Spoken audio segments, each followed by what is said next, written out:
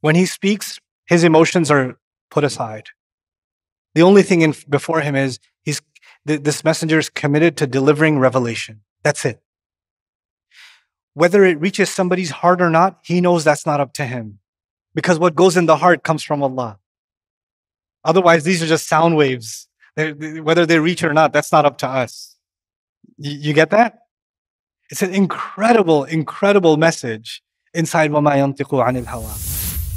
وَالنَّجْمِ إِذَا هَوَى مَا ضَلَّ صَاحِبُكُمْ وَمَا غَوَى. But now we get to the meat of the matter on this ayah. I was going to get to ayah number 6. I'm going to get to ayah number 3. This is all we're going to do today. وَمَا يَنْطِقُ عَنِ الْهَوَى. He says, think of it this way. A public speaker or a speaker, because the Prophet ﷺ is now speaking the Quran, so he's become a public speaker. What are the motivations of a public speaker? They want to be acknowledged. They want their idea to be heard. Somebody publishes a book. What is their desire? Inshallah, it will sit in the library collecting dust one day. No, their desire is millions of people are going to read this book. When somebody writes a PhD thesis, they're really hoping people do what? They read it. When you make a stupid post about what slice of pizza you ate and your amazing contemplation on the cheese, and you put it up on Instagram, you check all the time for what? Acknowledgement. Somebody saying, oh my God, that's so deep. I'll never eat pizza the same way again, etc. You're looking for something because a speaker, a presenter, when they present their idea in public, they desire acknowledgement. They desire to be heard. They desire to be understood. Maybe they desire to be praised.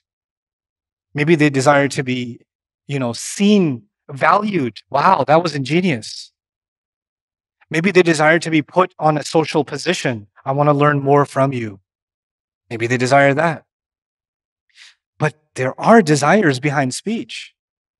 Like if I'm sitting here giving you this lecture and two of you are talking, it will annoy me. It'll annoy me because I'm desiring to be heard right now. And you're taking away from that. And it's agitating me because I'm directly impacted by what you're doing. Right? The Prophet ﷺ is being described as something different. When he speaks, he has no desire to be heard, no desire to be acknowledged, no desire to be appreciated, no desire to be followed. He's only doing this because Allah told him to. And none of his personal ambitions or emotions, conscious or subconscious, are part of the equation. This is the most incredible expression of pure, like 1,000,000% pure sincerity, because this is a level of purity. I don't know if it's humanly possible for the rest of us. I don't know if it is. But there's one thing I can tell you when talking about the Quran, because this is tied to the delivery of the Quran. He says, "Ma akunu li an ubaddilahu min tilqa'i nafsi." It's not up to me to change it from myself. The Prophet doesn't decide what words will come out. And by the way, most of the time that words that were coming out were offensive.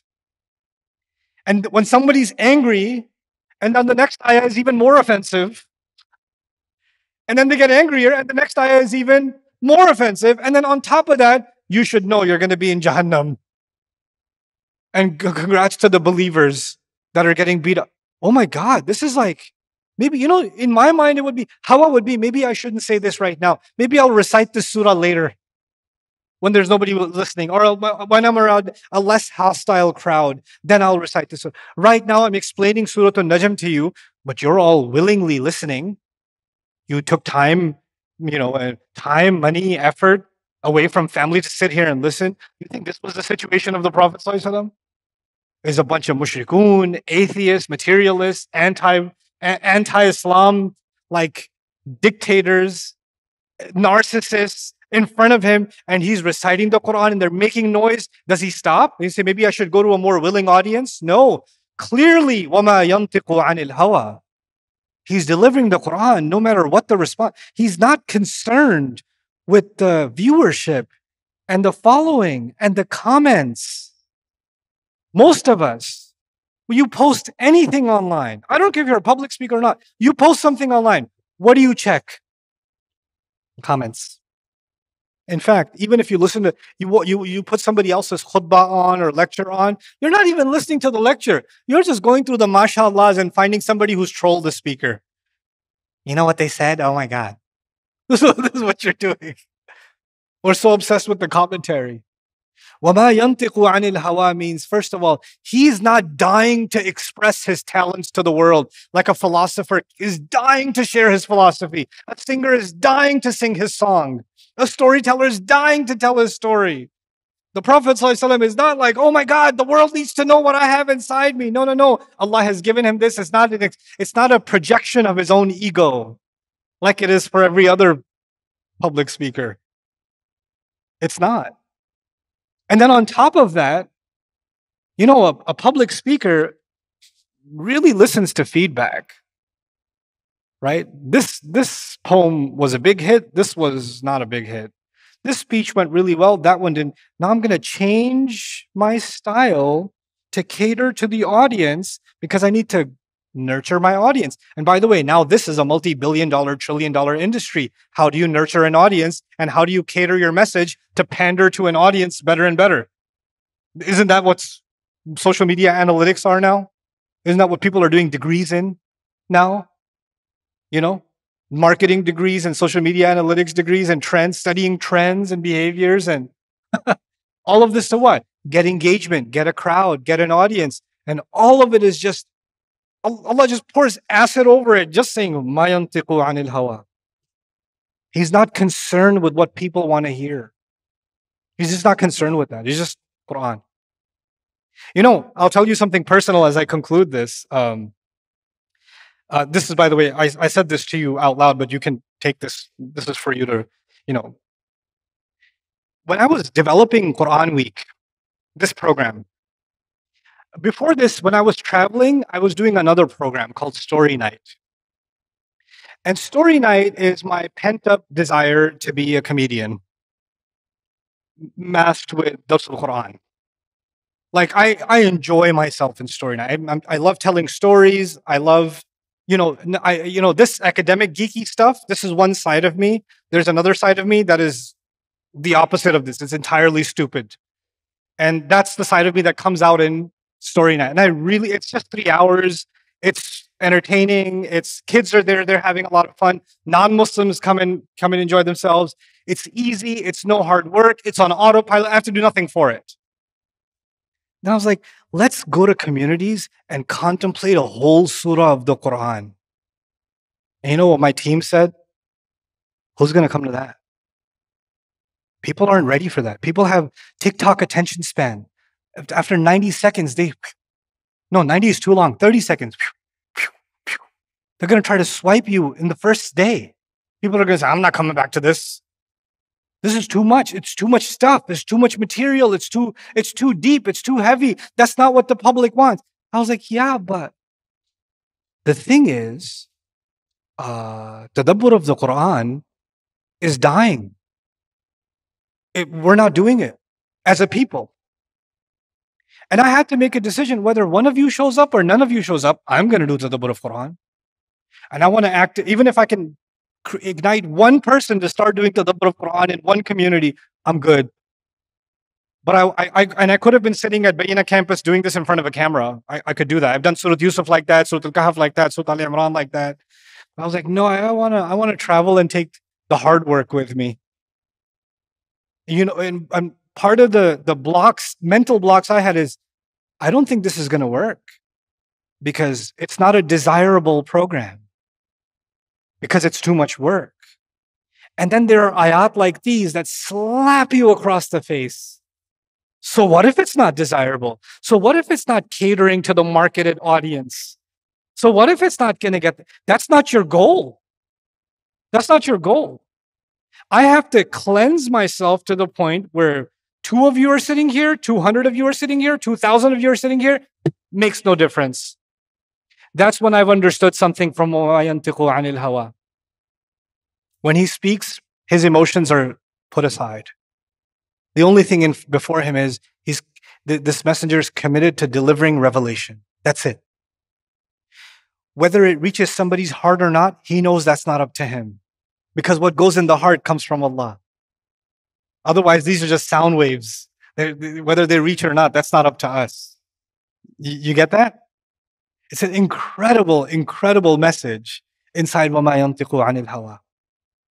Notice finally that the word hawa, emptiness, falling, is repeated. وَالنَّجْمِ إِذَا hawa. مَا ضَلَّ صَاحِبُكُمْ وَمَا غَوَى وَمَا يَنْتِقُ anil heva. The star falls. In the beginning, the star falls. But the Prophet ﷺ doesn't. Stars can fall, but this message doesn't. There's a contrast made between the use of the hawa in the first ayah and the third ayah. I'm really excited about this week. I don't know if I'll be able to finish Surah An-Najm or not. I really don't. If I don't finish it, I'm going to request Epic to take extra days and finish it. And if none of you can make it, I'm okay with that. I'm still coming and finishing it, inshallah. But I think we can do it. I think we can do it. My intention tomorrow, inshallah, is to try to reach ayah number 18. That's the first section. I know that this 3 ayah took this long, so I'm like, oh, he thinks he's going to reach 18. Maybe. Let's have hope. They can start progressing a little faster now that I've laid the groundwork for you. So we're hoping to reach ayah number 18 tomorrow, inshallah. But before I conclude, I want you to know that these booklets that you were given, right? These booklets are going to be about how to contemplate the Quran. And each lens, I'm going to give you from each lens something to take away. And before we start the lens, there's something we call the heart filter. I talked to you about that in the beginning. I'm going to talk to you about that now, so you have that with you. I have to spiritually, emotionally ready myself before I do tadabbur. For tafsir, I have to intellectually prepare myself. For tafsir, remember when I was doing tafsir of a word? There was Arabic sources and quotes from scholars and sahaba and tabi'een and things like that, right? That's intellectual work. But tadabbur does not require your brain. Tadabbur requires your what? It's your heart. The prerequisites are in my heart. The first prerequisite is Allah's speech is perfect and my understanding isn't. Which means when I read something and it's not making sense to me, it's because my understanding isn't wide enough and vast enough. And Allah's wisdom is infinite. I have to humble myself before the speech of Allah. This is one of the hardest prerequisites of tadabbur, because we live in a critical society. Every message you receive, you critique it. You put a heart on it. You put a thumbs up on it. You put a thumbs down on it. You put a commentary on it. You take a course in college. You rate your professor. You listen to a speech. You rate it. You listen. People are now really into rating even a khutbah. People rate khutbahs. And it's become such a practice. I gave a khutbah one time. A brother came up to me. That was really good. But if you use this ayah and this ayah, would have been better. I was like, this is ratemykhutbah.com now? Like I'll give you a 7.5. I wasn't looking for a score, bro. But we're now rating Islam too. Who's your favorite speaker? What score do you give him? This stupidity has to stop. This nonsense has to stop.